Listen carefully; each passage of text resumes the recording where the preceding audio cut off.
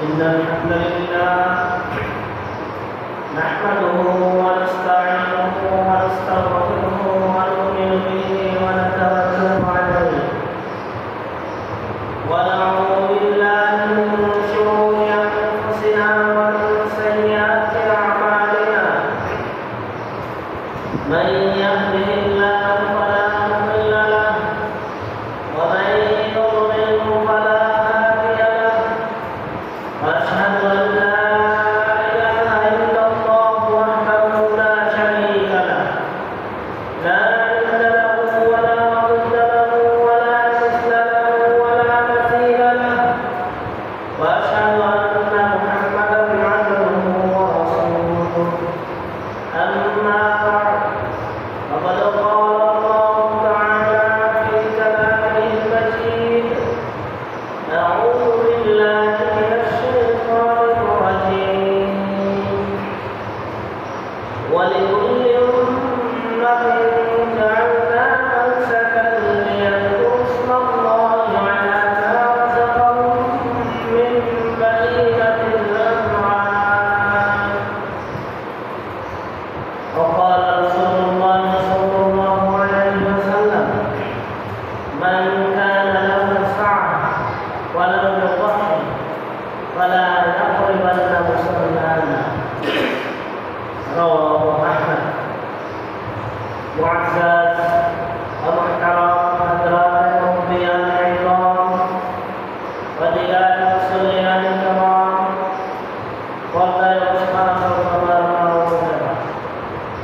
আমরা আল্লাহ সুবহানাহু ওয়া তাআলার মহান দরবারে লাখো কোটি শুকরিয়া জ্ঞাপন করছি যিনি আমাদেরকে অন্যান্য জুমাতে আজকেও সালাতুল জুমআ আদায়ের লক্ষ্যে এই আয়োজনে মসজিদে আসার তৌফিক ইনায়াত করেছেন। সেজন্য সকলে বলি আলহামদুলিল্লাহ। অসংখ্য গণিত দরুদ ও সালাম বর্ষিত হোক প্রিয় নবী মুহাম্মদুর রাসূলুল্লাহ সাল্লাল্লাহু আলাইহি ওয়াসাল্লাম। সকলে বলুন আল্লাহুম্মা সাল্লি আলাইহি আল্লাহুম্মা বারিক আলাইহি। প্রিয় উপস্থিতি, আজকে আমাদের সালাতুল জুমআ খুতবার বিষয় হচ্ছে কুরবানির মাসাইল। কুরবানির মাসাইল সম্পর্কে এক গুরুত্বপূর্ণ তথ্যবহুল আলোচনা পেশ করার প্রয়াস চালাবো ইনশাআল্লাহ।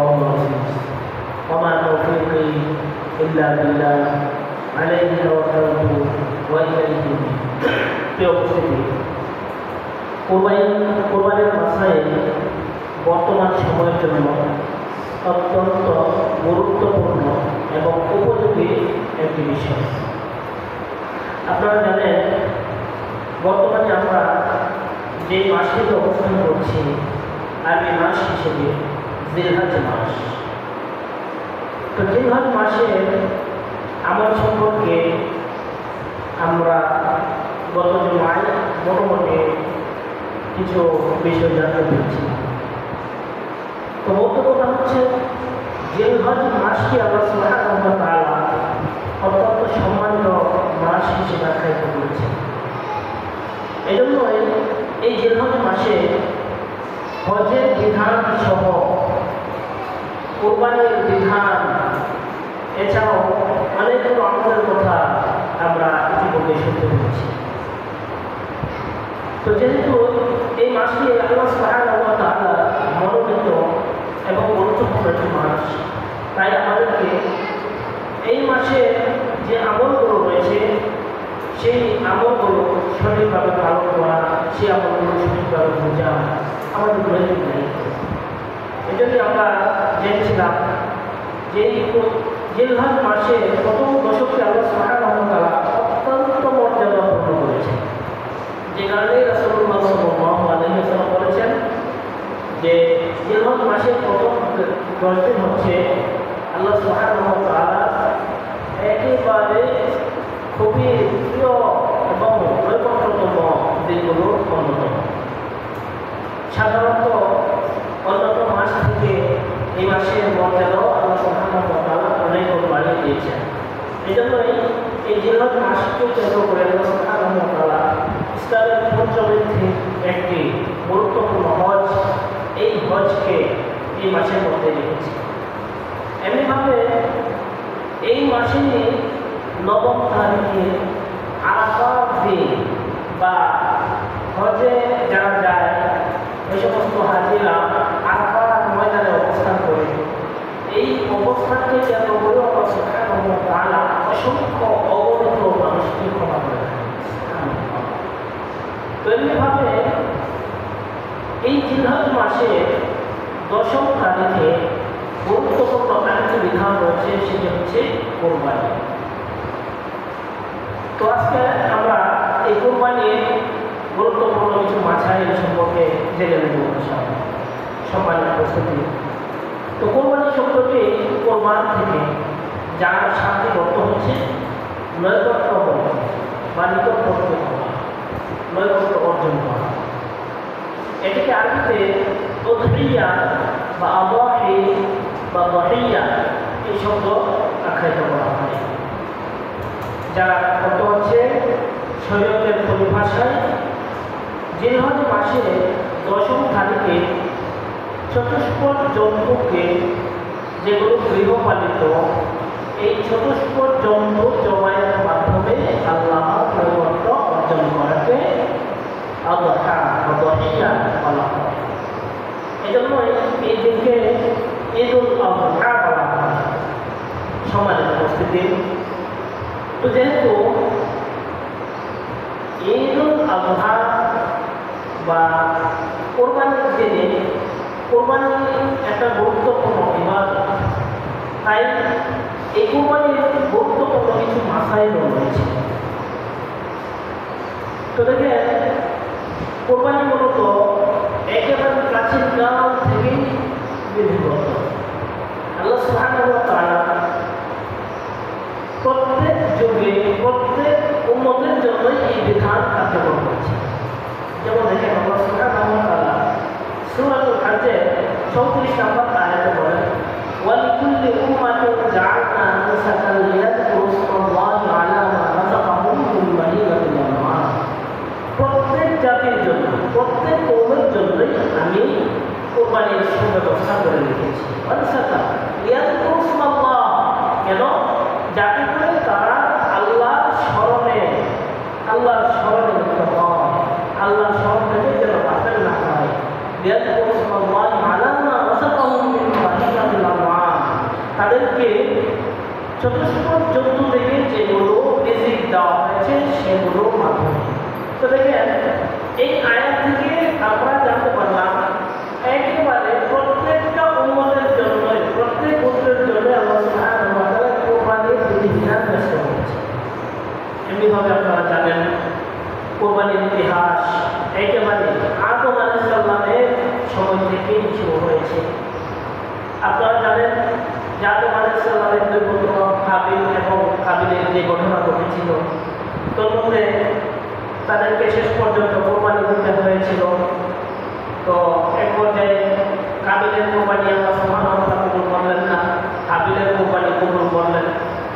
তো এই নিয়ে মোটামুটি বিস্তারিত বিবরণ কোরআন বিভিন্ন হাদিসে রয়েছে, সেগুলো আমরা সময় সাপেক্ষে ইনশাআল্লাহ জেনে নেব।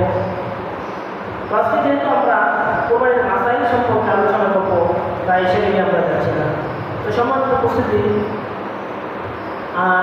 আমাদের যে কোরবানিটা, সেই কোরবানিটা মূলত মিল্লাতে ইব্রাহিম আলাইহিস সালামের যে কোরবানি বা যে পদ্ধতিতে কোরবানি দিয়েছিলেন, সেই পদ্ধতিতে আমাদের কোরবানিটা নির্দিষ্ট হয়েছে।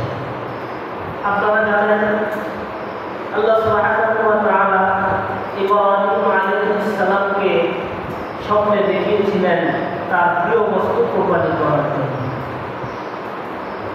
তো ইব্রাহিম আলাইহিস সালাম প্রিয় বস্তু কি, সেটা তিনি প্রথম থেকে যদিও অনুভব করতে পারেননি, তার মানে তিনি মনে করেছিলেন যে প্রিয় বস্তু হতে পারে সেটি বিভিন্ন জন্তুর মাধ্যমে কোরবানি দিয়ে আল্লাহ অর্জন করা। তাই তিনি কোরবানি করেছিলেন, কিন্তু আল্লাহ সুবহানাহু ওয়া তাআলা বারবার স্বপ্ন দেখাচ্ছিলেন, আর নবীদের স্বপ্ন সত্য। তো শেষ পর্যন্ত তিনি বুঝতে পারলেন যে তার প্রিয় বস্তু হচ্ছে তার কলিজার টুকরা ইসমাঈল আলাইহিস সালাম। তো দেখেন আল্লাহ সুবহানাহু ওয়া তাআলা ইব্রাহিম আলাইহিস সালামকে কেমন মন মানসিকতা দিয়েছিলেন, তিনি কেমন উদার ছিলেন, আল্লাহর জন্য কেমন ব্যতিব্যস্ত ছিলেন, কেমন পাগল ছিলেন। নিজের সন্তানকে কোরবানি দেওয়ার জন্য উদ্যত হয়ে পড়লেন। যে কথা আল্লাহ সুবহানাহু ওয়া তাআলা বর্ণনা করেছেন, যখন ইব্রাহিমের সন্তান একটু চলাফেরার উপক্রম হলো, চলাফেরা করতে পারে, ওই সময় ইব্রাহিম আলাইহিস সালাম সন্তানকে তার সাথে নিয়ে সরাসরি আল্লাহর রাস্তায় কোরবানি করে দেওয়ার উদ্যত করেন। সুবহানাল্লাহ। আল্লাহ সুবহানাহু ওয়া তাআলা ইব্রাহিম আলাইহিস সালামের এই কাজকে এত পছন্দনীয় এবং এত সন্তুষ্ট হলেন, যার কারণে আল্লাহ সুবহানাহু ওয়া তাআলা ঘোষণা দিলেন, হে ইব্রাহিম, কাদ সাদ্দাকতা রুয়া, তুমি তোমার স্বপ্নকে বাস্তবে রূপান্তরিত করেছো, তুমি আমার কল্যাণ লাভ করেছো, তুমি আমার নৈকট্য লাভ করেছো। অতএব এই আল্লাহ সুবহানাহু ওয়া তাআলা ওই ইসমাঈল আলাইহিস সালামের স্থানে জান্নাত থেকে দুম্বা এনে কুরবানি করেন। সুবহানাল্লাহ। তাহলে এখানে দেখেন, এই সেই কুরবানি, যে কুরবানি আল্লাহর সন্তুষ্টির জন্য ইব্রাহিম আলাইহিস সালাম নিজের সন্তানকে কোরবানি দিয়ে দেখিয়ে দিয়েছেন যে আল্লাহর সন্তুষ্টির জন্য সব কিছু বিসর্জন করতে হয়। সম্মানিত উপস্থিতি, ইব্রাহিম আলাইহিস সালাম যেভাবে এক আল্লাহর সন্তুষ্টির লক্ষ্যে কোরবানি করেছিলেন, আজকে আমাদেরকেও সেই আল্লাহর সন্তুষ্টির জন্য কোরবানি করতে হবে। নিজেদের মন করা মতো, নিজেদের ইচ্ছে মতো, নিজেরা বস্তু খাওয়ার জন্য বা অন্য কোনো উদ্দেশ্যে লোক দেখানোর জন্য যদি কোরবানি করে থাকি, তাহলে সেই কোরবানি কিন্তু আল্লাহ কবুল করবেন না। এজন্য আমরা যারা কোরবানি করব, শুরুতেই আমাদের নিয়মটা পরিশুদ্ধ করে নেব। যেভাবে ইব্রাহিম আলাইহিস সালাম কোরবানি করেছিলেন, যেই পদ্ধতিতে তিনি কোরবানি করেছিলেন, সেই পদ্ধতিতে আমাদেরকে কোরবানি করতে হবে। সম্মানিত উপস্থিতি, তো দেখেন কোরবানির বিধান। কোরবানিকে আল্লাহ সুবহানাহু ওয়া তাআলা এই জিলহজ মাসে এই বান্দাদের জন্য, আমরা পড়ে করেছি ইতিপূর্বে, সমস্ত উম্মতের জন্য আল্লাহ সুবহানাহু ওয়া তাআলা কোরবানির বিধান দিয়েছিলেন। এই উম্মতের জন্য আল্লাহ সুবহানাহু ওয়া তাআলা মিল্লাত ইব্রাহিমকে, ইব্রাহিম আলাইহিস সালামের এই মিল্লাতকে জারি রেখেছেন। কারণ এটা আল্লাহ সুবহানাহু ওয়া তাআলার অত্যন্ত পছন্দনীয় একটি কাজ হয়েছে, যেটি ইব্রাহিম আলাইহিস সালাম করেছেন। তো এখন এই কোরবানি সম্পর্কে স্বয়ং আল্লাহ সুবহানাহু ওয়া তাআলা সূরাতুল কাউসারের 2 নম্বর আয়াতে উল্লেখ করেছেন, ফাসাল্লি লিরাব্বিকা ওয়ানহার, আপনি সালাত আদায় করুন। নবীকে বলেন, হে নবী, আপনি সালাত আদায় করুন এবং কোরবানি করুন। তো দেখেন এখানে কোরবানি করার নির্দেশ দেওয়া হয়েছে। তো এখন আমরা হাদিসের মাধ্যমে যে জিনিসটি জানতে পারি, রাসূলুল্লাহ সাল্লাল্লাহু আলাইহি ওয়াসাল্লাম সব সময় কোরবানি করতেন। এক্ষেত্রে দেখেন রাসূলুল্লাহ সাল্লাল্লাহু আলাইহি ওয়াসাল্লাম থেকে সহিহ বুখারীতে 5139 নম্বর হাদিস বর্ণিত হয়েছে। আনাস রাদিয়াল্লাহু আনহু বলেন যে রাসূলুল্লাহ সাল্লাল্লাহু আলাইহি ওয়াসাল্লাম দহান নবী সাল্লাল্লাহু আলাইহি ওয়াসাল্লাম বিকাব সাতাইনে আমলাইনে, আল্লাহ রাসূল সাল্লাল্লাহু আলাইহি ওয়াসাল্লাম দুটি সাদা ভেড়া আন আকরানাইনে যাবাহনা, এবং শিং বিশিষ্ট, শিংওয়ালা দুটি সাদা ভেড়া জবাই করেছেন। ওয়াসাম্মা ওয়াকাব্বা, আর এই জবাইয়ের সময় তিনি আল্লাহর নাম বর্ণনা করেছেন, আল্লাহু আকবার বলেছেন, তাকবীর বলেছেন, ওয়া ওয়াদা রিজলাহু আলা সিফাহিহিমা, এবং আল্লাহ রাসূল সাল্লাল্লাহু আলাইহি ওয়াসাল্লাম যে সময় জবাই করেছিলেন, তার পা মোবারককে ওই যে যন্ত্রটির বুকের উপর রেখেছিলেন। তো এখানে আল্লাহ রাসূল সাল্লাল্লাহু আলাইহি ওয়াসাল্লাম আমল সরাসরি করেন। এরপর দেখেন এই কুরবানি করা কি, এটা নিয়ে যদিও উম্মতের মধ্যে একটা ইখতিলাফ রয়েছে। কোন কোন বিদ্বান বলেন যে কুরবানি করা সুন্নাত, বড় লোক হোক, ছোট লোক হোক, সবার জন্য সুন্নাত। রাসূল সাল্লাল্লাহু আলাইহি ওয়াসাল্লামের থেকে যে আমল পাওয়া যায় বা যে হাদিস পাওয়া যায়, তারা একটা দলিল পেশ করেন, ইযা আরাদা ইচ্ছুক হয় তখন সে যেন তার নখ চুল না কাটে। এই ধরনের হাদিস থেকে তারা বর্ণনা করে যে কোরবানি করা সুন্নাত, কেউ ইচ্ছা করলে করবে, ইচ্ছা করলে না করবে। কিন্তু জমহুর বিদ্বানগণ, অধিকাংশ বিদ্বানগণ বিভিন্ন হাদিসের আলোকে কোরবানি করা সামর্থ্যবানদের উপর ওয়াজিব বর্ণনা করেছে। এক্ষেত্রে দেখেন রাসূলুল্লাহ সাল্লাল্লাহু আলাইহি ওয়াসাল্লাম থেকে গুরুত্বপূর্ণ একটা হাদিস বর্ণিত হয়েছে, যেটি আহমদের ৭৯২৪ নাম্বার হাদিস। উক্ত হাদিসে রাসূলুল্লাহ সাল্লাল্লাহু আলাইহি ওয়াসাল্লাম বলেন, মান কানা লাহু সাআহ ওয়া লাম ইউদহি ফালা ইয়াকরিবান্না মুসাল্লানা। যার কুরবানি করার সামর্থ্য আছে, ক্ষমতা আছে, টাকা পয়সা আছে, কুরবানি করতে পারবে, কিন্তু সে কুরবানি করে নেই, সে কুরবানি যদি না করে, তো রাসূলুল্লাহ সাল্লাল্লাহু আলাইহি ওয়াসাল্লাম বলেন ফালা ইয়াকরিবান্না মুসাল্লানা, তারা যেন আমাদের ঈদগাহে না আসে। যে বা যারা কোরবানি করার সামর্থ্য রাখে ওই ব্যক্তি বা তারা যদি কোরবানি না করে থাকে, তারা যেন আমাদের ঈদগাহে না আসে। তো এই হাদিস থেকে কি বোঝা যায়?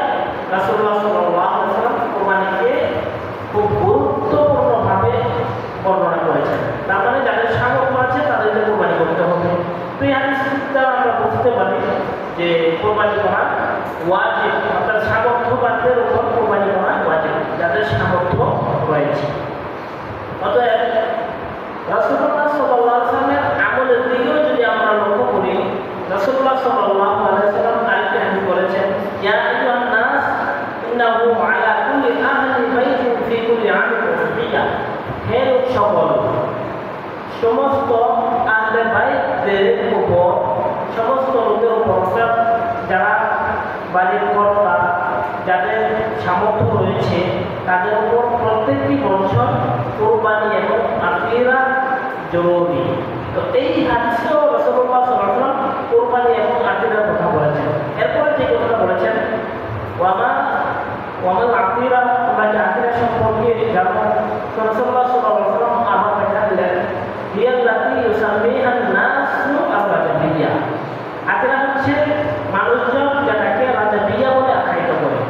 পরবর্তীতে এই আকিরার বিধান নাসেখ হয়ে গেছে। আকিরা অর্থাৎ রজব মাসে একটা জন্তুকে আল্লাহর নামে নির্দিষ্ট করে দেওয়া, এটা যদিও ইসলামিক শরীয়তে ছিল, কিন্তু পরবর্তীতে এটা রহিত হয়ে গেছে। কিন্তু কোরবানির বিধান রহিত হয়নি, কোরবানির বিধান ধারাবাহিকভাবে রয়ে গেছে। তো সার্বিকভাবে আমরা যদি একটু যাচাই বাছাই করি বা একটু তুলনা করি, তাহলে দেখা যায় কোরবানি যাদের সামর্থ্য রয়েছে তাদের উপর কোরবানি করা ওয়াজিব, এই কথাটাই বেশিরভাগ বোঝা যায়। অতএব সামর্থ্যবান ব্যক্তিরা কোরবানি দেবে, এটাই সম্মানিত উপস্থিতি। এখন আসুন, কোরবানি করার ক্ষেত্রে কয়েকটা শর্ত রয়েছে। এই শর্তগুলো যদি পালন করে তাহলে কোরবানি সহি হবে, পক্ষান্তরে এই শর্তগুলো যদি পালন না করা হয় তাহলে কোরবানি সহি হবে না। তো শর্তগুলো কি দেখেন, কোরবানি করার ক্ষেত্রে সর্বপ্রথম যে শর্ত, সেই শর্তটা হচ্ছে কোরবানির যে জন্তু, সেই জন্তুটা নির্দিষ্ট বয়সে উপনীত হওয়া। নির্দিষ্ট বয়সে উপনীত হওয়া মানে দাতালু হওয়া। এক্ষেত্রে রাসূলুল্লাহ সাল্লাল্লাহু আলাইহি ওয়াসাল্লাম বলেছেন, লা তাযবাহু ইল্লা মুসিন্না, তোমরা দাতালু জন্তু ছাড়া কুরবানি করবে না। দাতালু জন্তু ছাড়া কুরবানি করবে না, তার মানে দাতালু হতে হবে, নির্দিষ্ট একটা বয়সে উপনীত হতে হবে, দাতালু হতে হবে, শর্ত, প্রথম শর্ত।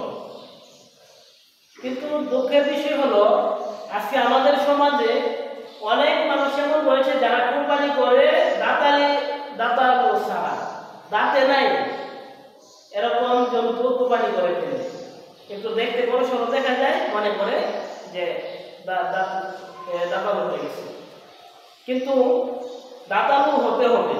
এক্ষেত্রে পশু বিশেষজ্ঞ যারা রয়েছে তারা একটা বয়স নির্ধারণ করেছেন কোরবানির ক্ষেত্রে। এক্ষেত্রে আমরা আরেকটা জিনিস জেনে নেব, কোরবানি সাধারণত 8 ধরনের জন্তু দিয়ে কোরবানি করতে হয়। ওই ধরনের 8 ধরনের জন্তু দিয়ে, ভেড়া বা দুম্বা, ভেড়া বা দুম্বা, ছাগল, গরু, গরু মহিষ একই এবং উট। তো এই প্রত্যেকটা নর এবং মাদি মানে পুরুষ জাত এবং স্ত্রী জাত, এই মিলে হচ্ছে 8 ধরনের জন্তু। এই 8 ধরনের জন্তু দিয়ে কোরবানি করতে হবে। তো প্রত্যেকটা একটা নির্দিষ্ট সময়সীমা আছে কোন সময় দাঁড়াবে। যেমন ধরেন ছাগল, ভেড়া এগুলো হচ্ছে 1 বছর পূর্ণ হলে, কয় বছর? 1 বছর পূর্ণ হলে ছাগল ভেড়া এগুলো দাঁড়াবে। বিশেষজ্ঞ যারা তারা মোটামুটি যাচাই বাছাই করে দেখেছেন যে 1 বছর পূর্ণ হলে তখন এগুলো দাঁড়াবে। অর্থাৎ 1 বছরের নিচে যদি কোনো ভেড়া, ছাগল, বকরি এগুলো কুরবানি দেয় তাহলে কুরবানি হবে না। আর গরুর ক্ষেত্রে 2 বছর হলে গরু দাঁত পাবে। কত বছর? 2 বছর হলে। কিন্তু 2 বছরের কমে যদি কেউ কুরবানি দেয় তাহলে বুঝতে পারা হবে আর কুরবানি হবে না। এজন্য লক্ষ্য রাখতে হবে, আমাদেরকে উচিত হচ্ছে দাঁতালু দেখে কিনা। আমরা যখন কুরবানির জন্তু কিনবো তখন দাঁতালু হয়েছে কিনা, যাচ্ছে কিনা এই জিনিসটা দেখে তারপর। এরপর হচ্ছে উট। উটের ক্ষেত্রে 5 বছর পূর্ণ হতে হবে। 5 বছর হলে তারপর উট দাঁতে, এর আগে উট দাঁতে না। অতএব আমাদের যেই জন্তুটাই আমরা কিনবো কুরবানির জন্য সেই জন্তুটা যেন দাঁতালু হয়, এই বিষয়টা আমাদের সম্মানিত উপস্থিতি। দ্বিতীয় নম্বর শর্ত হচ্ছে কুরবানির জন্তুটা গৃহপালিত চতুষ্পদ জন্তু হতে হবে। গৃহপালিত। এখন যদি গৃহপালিত না হয়, যেমন ধরেন চতুষ্পদ জন্তু আছে, হিংস্র প্রাণী, বাঘ আছে, ভাল্লুক আছে, এগুলো দিয়ে কিন্তু কুরবানি হবে না। বা যেগুলো আল্লাহ সুবহানাহু ওয়া তাআলা নিষেধ করেছেন সেগুলো দিয়ে হবে না। এখন গৃহপালিত হতে হবে। গরু, ছাগল, ভেড়া এই যে আমরা এগুলো পালি, এই যে এগুলো হচ্ছে গৃহপালিত এবং চতুষ্পদ জন্তু। এখন যদি চতুষ্পদ জন্তু না হয়, যেমন ধরেন মুরগি তো চতুষ্পদ জন্তু না, কিন্তু গৃহপালিত হলেই হবে না, চতুষ্পদ জন্তু হতে হবে। এজন্য গৃহপালিত এবং চতুষ্পদ জন্তু হতে হবে 2 নম্বর শর্ত। বুঝতেছেন কি আপনারা? আমার কথা মহিলা মসজিদে আওয়াজ যায় কিনা একটু আওয়াজ যায় কিনা, না দিলে দরজাটা খুলে দেন। এরপরে নাম্বার 3 নাম্বার শর্ত হচ্ছে যে সব দোষ বিদ্যমান থাকলে কোরআন হাদিসে এই সমস্ত জন্তুগুলো দিয়ে কুরবানি হবে না হাদিসে বলা আছে, সেসব দোষ থেকে মুক্ত থাকা। 3 নম্বর শর্ত কি? যে সব দোষ থাকলে কুরবানি হবে না বলে কোরআন হাদিসে বর্ণনা করা হয়েছে সেসব দোষ থেকে মুক্ত থাকা। এখন কি কি দোষ সেগুলো আমরা সামনে আসছে। তাহলে 3 নম্বর শর্ত আমরা কি জানলাম? যে সব দোষ থাকলে কুরবানি হবে না বলে কোরআন হাদিসে বর্ণিত হয়েছে সেই দোষ থেকে মুক্ত থাকা, 3 নম্বর শর্ত। এরপরে 4র্থ নম্বর হচ্ছে নির্দিষ্ট সময়ে কুরবানি করা। তার মানে ঈদের সালাত আদায় করার পরে কুরবানি করা। এখন যদি কেউ ঈদের সালাতের আগে কুরবানি করে ফেলে তার কুরবানি হবে না। তো আমরা 4টা শর্ত জানলাম। এই 4টা শর্ত অবশ্যই থাকতে হবে। 4টা শর্ত যদি না থাকে তাহলে কুরবানি হবে না। তো 4টা শর্তের ক্ষেত্রে আমরা প্রথম কি জানলাম? প্রথম জানলাম নির্দিষ্ট বয়সে উপনীত হওয়া বা দাতালু হওয়া। এরপরে 2য় নম্বর শর্ত কি জানলাম? চতুষ্পদ জন্তু এবং গৃহপালিত হওয়া। 3য় নম্বরে জানলাম যে সমস্ত দোষ ত্রুটি থাকলে কোরআন হাদিসে কুরবানি হবে না বলে জানানো হয়েছে সে সমস্ত দোষ থেকে মুক্ত হওয়া। আর 4র্থ নম্বরে আমরা জানলাম নির্দিষ্ট সময় তথা ঈদের সালাতের পরে কুরবানি দেওয়া। এর আগে যদি কেউ কুরবানি দেয় তাহলে হবে না। অতএব আমাদের প্রত্যেকটা বিষয়ে আল্লাহ রাসূল সাল্লাল্লাহু আলাইহি ওয়াসাল্লাম থেকে হাদিস বর্ণিত আছে। রাসূলুল্লাহ সাল্লাল্লাহু আলাইহি ওয়াসাল্লাম প্রত্যেকটা বিষয় আমাদেরকে বিস্তারিতভাবে বর্ণনা করে দিয়েছেন। তৃতীয়ত আমরা জেনেছি যে মুসলিমদের ক্ষেত্রে আল্লাহ রাসূল সাল্লাল্লাহু আলাইহি ওয়াসাল্লাম বলেছেন লা তানফাহু ইল্লা মুসলিমা, দাতালু ছাড়া তোমরা কুরবানি করবে না। এক্ষেত্রে আমরা স্পষ্ট জানতে পারলাম। এরপরে 2য় নম্বর শর্ত আমরা কি জানলাম? 2য় নম্বর শর্ত জানলাম যে গৃহপালিত এবং চতুষ্পর্যন্ত হওয়া, এক্ষেত্রে আল্লাহ সুবহানাহু ওয়া তাআলা আলা বাহিমাতিল আনআম শব্দ উল্লেখ করেছেন। গৃহপালিত হতে হবে এবং চতুষ্পর্যন্ত হবে। এরপর তৃতীয় নম্বর যে সকলরা জানলাম, যে সমস্ত দোষ থাকলে কোরবানি হবে না বলে কোরআন হাদিসে বর্ণিত হয়েছে, সেই দোষগুলো কি? আসলে আমরা সেই দোষগুলো একটু জেনে নিই। দেখেন, এক্ষেত্রে রাসূলুল্লাহ সাল্লাল্লাহু আলাইহি ওয়াসাল্লাম গুরুত্বপূর্ণ একটা হাদিস বলেছেন। বারা ইবনে আযিব রাদিয়াল্লাহু তাআলা থেকে হাদিসটি বর্ণিত হয়েছে। তিনি বলেন, আল্লাহ রাসূল সাল্লাল্লাহু আলাইহি ওয়াসাল্লাম বলেন, আরবাআতুন লা তাজিজু ফিল আদাহি, চারটা দোষ এমন রয়েছে যেই চারটা দোষ যদি কুরবানির কোন জন্তুর মধ্যে থাকে, লা তাসিহু, তাহলে এই কুরবানি গ্রহণযোগ্য হবে না। আল্লাহ সুবহানাহু ওয়া তাআলা এই জন্তু দিয়ে কুরবানি গ্রহণ করবেন না। তো রাসূলুল্লাহ সাল্লাল্লাহু আলাইহি ওয়াসাল্লাম বলেন, এক নাম্বার আল আওরাউ বাইয়িন আওরুহা, এক নাম্বার কুরবানির জন্তু যদি স্পষ্ট কানা থাকে, স্পষ্ট কানা, ধরুন একটা চোখ কানা, একটা চোখ কানা, এক চোখ নাই, এক চোখ না থাকলে কুরবানি হবে না, আল্লাহ রাসূল সাল্লাল্লাহু আলাইহি ওয়াসাল্লাম স্পষ্ট বলেছেন। এখন যদি দুই চোখ না থাকে তাহলে তার আগেই হবে না, তার মানে অন্ধ যদি হয় তাহলে তার আগেই হবে না। এক চোখ না থাকলেই কুরবানি হবে না, দুই চোখ না থাকলে তো আগেই হবে না। এরপরে রাসূলুল্লাহ সাল্লাল্লাহু আলাইহি ওয়াসাল্লাম বলেন, ওয়াল মারিদাতুল বাইতিন ওয়ারদুহা, দুই নাম্বার হচ্ছে কুরবানির জন্তুটা একেবারে এরকম অসুস্থ যেই অসুস্থতা সবাই অনুভব করতে পারে। কুরবানির জন্তুটা একেবারে মারাত্মক ধরনের অসুস্থতার মধ্যে রয়েছে, এই অসুস্থ জন্তু দিয়ে কুরবানি দেওয়া সহি হবে না। বুঝতেছেন তো কথা আমার? এরপরে দেখেন রাসূলুল্লাহ সাল্লাল্লাহু আলাইহি ওয়াসাল্লাম বলেন, ওয়াল আরজাউ বাইয়িনু আরদুহা, যে কুরবানির জন্তু যদি খোড়া থাকে, পায়ের মধ্যে অনেক সময় বিভিন্ন ধরনের দাগ হয়, হতে হতে পা নষ্ট হয়ে যায়, এরকম হয় না? তো এই ধরনের যদি হয়ে থাকে, আল্লাহ রাসূল সাল্লাল্লাহু আলাইহি ওয়াসাল্লাম বলেন, লা তাসিহ, কুরবানি সহি হবে না। এরপরে চতুর্থ নম্বরে আল্লাহ রাসূল সাল্লাল্লাহু আলাইহি ওয়াসাল্লাম বলেন, ওয়াল কাসীরাতুল লাতী লা তানতি, কুরবানির জন্তুটা এত জীর্ণ শীর্ণ একেবারে ধরলেই কুরবানির জন্তুটা পড়ে যায়।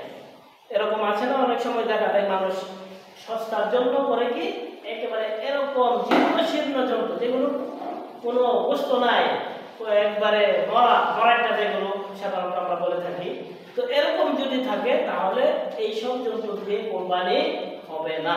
তবে আমাদেরকে লক্ষ্য রাখতে হবে, আল্লাহ রাসূল সাল্লাল্লাহু আলাইহি ওয়াসাল্লাম এই চারটা বিষয় উল্লেখ করেছেন। এই চার ধরনের দোষ থাকলে কুরবানির জন্তুর ক্ষেত্রে এই জন্তু দিয়ে কুরবানি হবে না। এরপরে দেখেন, কুরবানির ক্ষেত্রে আরেকটা গুরুত্বপূর্ণ বিষয় হচ্ছে শরিকানা কুরবানি। শরিকানা কুরবানি মূলত কুরবানিটা আল্লাহ সুবহানাহু ওয়া তাআলার সন্তুষ্টির জন্য। তো আল্লাহকে সন্তুষ্ট করার লক্ষ্যে এককভাবে কুরবানি দেওয়াটাই উত্তম। কেউ যদি সামর্থ্য রাখে এককভাবে দেওয়ার, সে এককভাবে দেবে। পক্ষান্তরে যদি এককভাবে সামর্থ্য না থাকে তাহলে সে শরিকানা, কয়েকজন মিলে 2 জন 4 জন হবে। যদি গরুর মধ্যে হয় 7 জন পর্যন্ত শরিক হতে পারে গরু মহিষের ক্ষেত্রে, আর উটের মধ্যে হলে 10 জন পর্যন্ত শরিক হতে পারে। তাহলে 10 জন উটের মধ্যে 10 জন পর্যন্ত হতে পারবে, গরু এবং মহিষের মধ্যে 7 জন হতে পারবে। তো মূল কথা হচ্ছে রাসূলুল্লাহ সাল্লাল্লাহু আলাইহি ওয়াসাল্লামের হাদিস অনুযায়ী কেউ যদি এককভাবে কুরবানি দেয় তাটাই উত্তম হবে। এখন সামর্থ্য না থাকলে যতভাবে দিতে পারবে, শরিকানা দিতে পারবে, নিষেধ নাই। এক্ষেত্রে হাদিস বর্ণিত আছে ইবনে আব্বাস রাদিয়াল্লাহু আনহু থেকে বর্ণিত, তিনি বলেন যে আমরা রাসূল সাল্লাল্লাহু আলাইহি ওয়াসাল্লামের যুগে গরুর মধ্যে 7 জনে কুরবানি করেছি। তো এখানে 7 জনের কথা হাদিসে আছে। তো গরুর ক্ষেত্রে সর্বোচ্চ 7 জন। তো আমাদের জন্য করণীয় হচ্ছে যদি আমরা এককভাবে কোরবানি দিতে পারি তাহলে এককভাবে দেব, পক্ষান্তরে যদি এককভাবে সম্ভব না হয় তাহলে শরিকানা দেব। এরপর দেখেন কোরবানির যে সময়সীমা, কোরবানি কতক্ষণ পর্যন্ত, কোন সময় পর্যন্ত করা যাবে। কোরবানির সময়সীমা হচ্ছে জিলহজ মাসের 10 তারিখ থেকে নিয়ে 13 তারিখের আসরের আগ পর্যন্ত। জিলহজ মাসের 10 তারিখ থেকে অর্থাৎ ঈদের সালাতের পর থেকে জিলহজ মাসের 13 তারিখের আসর পর্যন্ত, 10, 11, 12, 13 এই দিনগুলোতে কোরবানি করা যায়। এবং এই কোরবানির দিনের তাকবীরের কথা আমরা ইতিপূর্বে জেনেছিলাম। তাকবীর আল্লাহ রাসূল সাল্লাল্লাহু আলাইহি ওয়াসাল্লাম করেছেন এবং তাকবীরকেও ওয়াজিব করে দিয়েছেন। প্রত্যেক সালাতের পরে আমরা তাকবীর দেব। আর তাকবীরটা হবে আরাফার দিন থেকে। কোন দিন থেকে? আরাফার দিন, মানে 9 তারিখ থেকে। 9 তারিখ ফজরের পর থেকে নিয়ে 13 তারিখ আসরের আগ পর্যন্ত আল্লাহু আকবার, আল্লাহু আকবার, লা ইলাহা ইল্লাল্লাহ, আল্লাহু আকবার, আল্লাহু আকবার ওয়া লিল্লাহিল হামদ।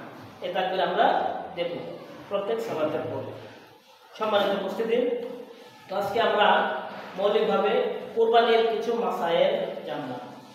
কুরবানির মাসায়েলের ক্ষেত্রে শুরুতে আমরা কুরবানির বলতে কি বোঝায়, কুরবানির গুরুত্ব কতটুকু এবং কুরবানির হুকুম কি, এই বিষয়টি জানলাম। এরপরে আমরা কুরবানির যে ইতিহাস, কুরবানি থেকে আসলো, কিভাবে আসলো, সংক্ষিপ্ত বিবরণ জানলাম। এরপরে কুরবানির যে বিধান, সেই বিধানটা আল্লাহ সুবহানাহু ওয়া তাআলা কোন পর্যায়ে রেখেছেন, এক্ষেত্রে আমরা হাদিসের দলিল সহ বুঝতে পারলাম। এরপরে আমরা সর্বশেষ আমরা কুরবানির যে 4টা শর্তের কথা বললাম। 4টা শর্ত যদি পাওয়া যায় তাহলে কুরবানি সহিহ হবে। 4টা শর্ত যদি কোনো একটিতে ব্যাঘাত ঘটে তাহলে কুরবানি সহিহ হবে না। তো 4টা শর্তের বিস্তারিত বিবরণ আমরা শুনলাম। এর মধ্যে বিশেষ করে 3য় নাম্বার যে শর্ত, এই শর্তটার ক্ষেত্রে আল্লাহ রাসূল সাল্লাল্লাহু আলাইহি ওয়াসাল্লাম আরও 4টা কথা বলেছেন। অর্থাৎ 3য় নম্বরের শর্ত, যে সমস্ত দোষ থাকলে কুরবানি গ্রহণযোগ্য হবে না, সেই দোষগুলো থেকে মুক্ত থাকা। এই দোষগুলো কি কি একটা হাদিস দিয়ে আমরা বুঝতে পারব। তো এরপরে আমরা কুরবানির যে শরীকানা বা শরীকানা কুরবানি দিতে পারবে কিনা, এককভাবে দিলে কি হবে বা শরীকানা দিলে কি হবে, বিষয়টা বুঝতে পারলাম। সর্বশেষ আমরা কুরবানির সময়সীমা এবং এই সময়সীমার মধ্যে যে তাকবীর পড়তে হবে, এই মাসালাগুলো জানতে পারলাম। আল্লাহ সুবহানাহু ওয়া তাআলা আমাদের সকলকে কুরবানির সঠিক মাসালাগুলো সঠিকভাবে বুঝে সে অনুযায়ী আমল করার তৌফিক দান করুন। সুবহানাল্লাহ, আমিন।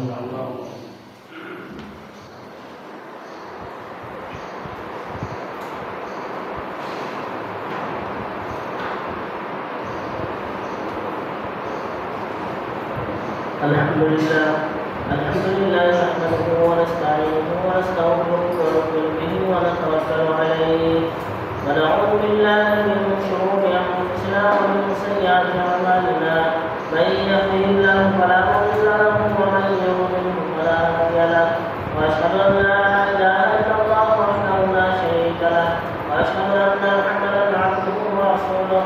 اما بعد فقد قال الله تعالى في كلامه المجيد: أعوذ بالله من الشيطان الرجيم. إن الله وملائكته يصلون على النبي يا أيها الذين آمنوا صلوا عليه وسلموا تسليما. اللهم صل على محمد وعلى آل محمد كما صليت على إبراهيم وعلى آل إبراهيم إنك حميد مجيد. اللهم بارك على محمد وعلى آل محمد كما باركت على إبراهيم وعلى آل إبراهيم إنك حميد مجيد. ربنا ظلمنا أنفسنا وإن لم تغفر لنا وترحمنا لنكونن من الخاسرين. ربنا آتنا في الدنيا حسنة وفي الآخرة حسنة وقنا عذاب النار.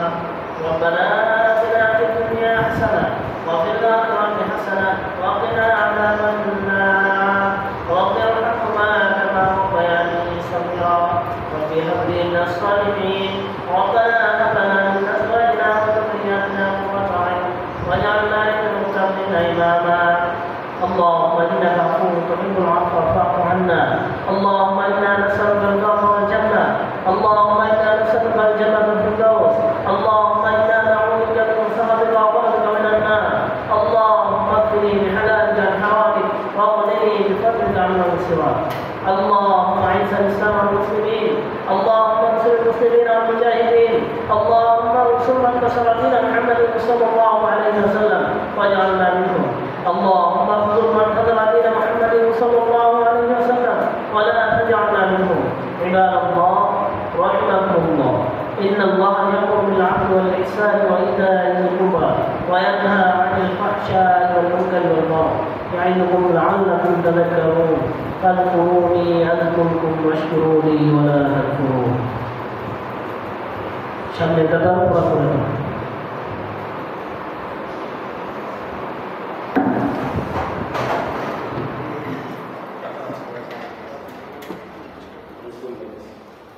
তুলে দিল